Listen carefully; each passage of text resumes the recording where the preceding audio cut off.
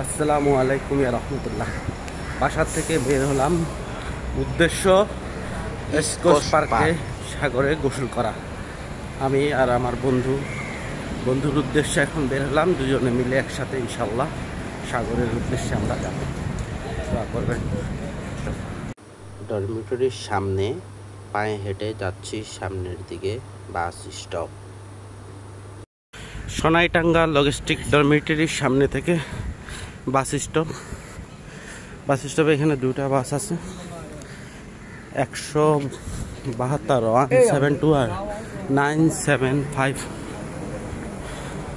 আমি অপেক্ষা করতেছি 975 বাসের জন্য। 975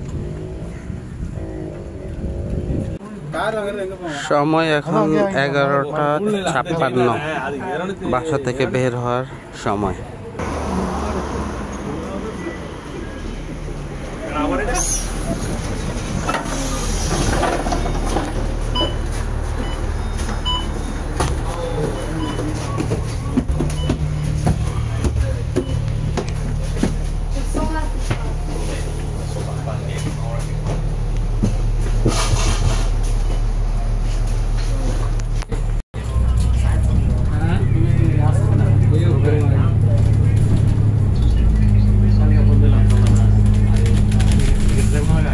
বাস থেকে নেমে পড়লাম বুকিট পাঞ্জাং এমআরটির সামনে। এখন পায়ে হেঁটে আমরা বুকিট পাঞ্জাং এমআরটির নিচে ঢুকার উদ্দেশ্যে আমরা এখন দেখতে পাচ্ছি বুকিট পাঞ্জাং এমআরটি।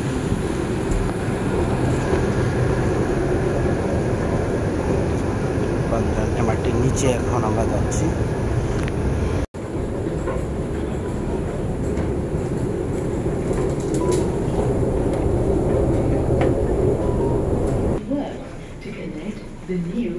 মাটির গভীরে, অনেক গভীর দিয়ে রাস্তার পা হচ্ছে এখন।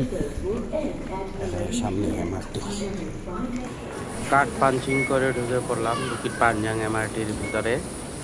এখন সামনের দিকে এগিয়ে যাচ্ছি, আবার স্টারকেজ দিয়ে কিছুটা নিচে নেমে এমআরটি স্টেশন। আপনারা দেখতে থাকুন আমার সাথে।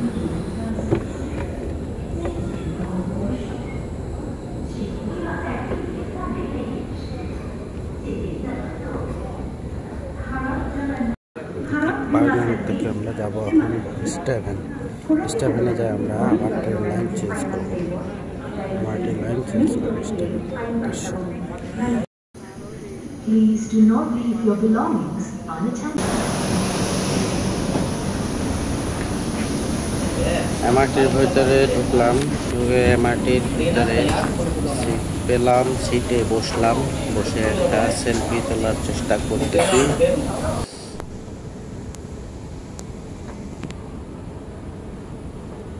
এখন আমরা স্টেভেন্স থেকে যাব একেবারে তানজুন কাতং।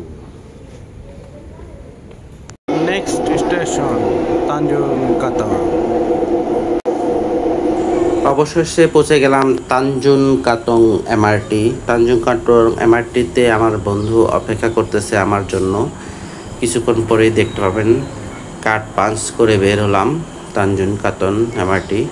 এখান থেকে আমরা পায়ে হেঁটে চলে যাব স্কচ পার্কের দিকে। এই যে বাইরে আমার বন্ধু আমার সাথে অপেক্ষা করতেছে, দেখা হয়ে গেল আমার বন্ধুর সাথে। এখন দু বন্ধু একসাথে হাঁটতে হাঁটতে স্কচ পার্কের উদ্দেশ্যে রওনা দিলাম। মাটির টানেল দিয়ে নিচ দিয়ে হেঁটে এই অবশেষে পৌঁছলাম সেই স্কচ পার্ক, আমাদের কাঙ্ক্ষিত জায়গা। তো দেখতেই থাকুন আমার সাথে।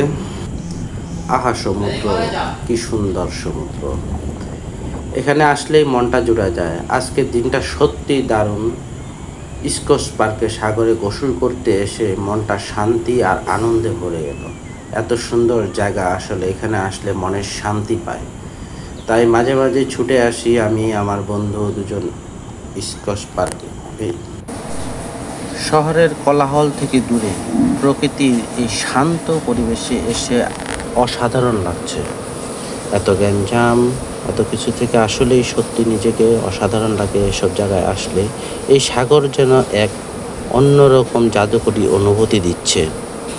সমুদ্রের বিশালতা আর স্নিগ্ধ বাতাস, সাগরের পানিটা কি পরিষ্কার আর নীল। দূর দিগন্তে আকাশ আর যেন একেবারে এক হয়ে গেছে। আকাশের সিন আর পানির সিন দূরে দেখতে কত দূর, মনে হচ্ছে দুটো এক হয়ে গেছে, এ ধরনের মনে হচ্ছে। এই যে দূরের এত জাহাজ আর নৌকা দেখা যাচ্ছে, এই দৃশ্যটা দেখে সিঙ্গাপুরের একটা সুন্দর ছবি এঁকে দিচ্ছে। কত সুন্দর একটা দৃশ্য, এখানে না আসলে বোঝা যাবে না। সাগর পাড়ের নারিকেল গাছগুলো, আরও হালকা বাতাস, সব মিলিয়ে এখানকার দৃশ্য একটা পারফেক্ট সিনে পরিণত, পারফেক্ট সৌন্দর্যে পরিণত করছে। বালির উপরে হেঁটে বেড়ানো, ঢেউয়ের শব্দ শোনা, এর চেয়ে আরামদায়ক আর কিছু হতে পারে না এখানে। এত সুন্দর শব্দ, আওয়াজ, সব কিছু মনের মতো। সিঙ্গাপুরের এত গরমের তাপমাত্রায় এই সাগরে গোসল করার মজাটাই একটা অন্যরকম। মনে আর শান্তি দুটো জুড়িয়ে যায় সাগরে গোসল করলে। ঢেউর সাথে খেলা করা, আসলে যেন শৈশবে ফিরে যাচ্ছি, ছোটবেলায় ফিরে যাচ্ছি, কোনো এক পুকুরে গোসল করতেছি, এমন শৈশবের কথাও মনে পড়ে যাবে এখানে আসলে। সাগরের বুকে যখন পা রাখবেন, তখন এক ঝলকা ঠান্ডা বাতাস মনে শান্তি ফিরিয়ে আনবে আপনারা যারা সিঙ্গাপুরে আছেন, তারা অবশ্যই একবার হলেও স্কচ পার্কে ঘুরতে আসবেন। ঘুরতে আসলেই বুঝতে পারবেন এখানকার অনুভূতিটা। এই সময়গুলো ভিডিও না করলে নয়, ক্যামেরায় ছবি না তুললে নয়, কারণ এত সুন্দর সিনারি, এত সুন্দর মজা, এগুলো আসলেই প্রকৃতির এমন রূপ, মনোমুগ্ধকর সিনারি, আসলেই অসাধারণ। স্কচ পার্ক ঘোরাঘুরি শেষে অবশেষে বাড়ির উদ্দেশ্যে রওনা হলাম, আমি আর আমার বন্ধু। এদিকে আসো বন্ধু। আচ্ছা, বাই বাই দিয়ে দাও ভাই।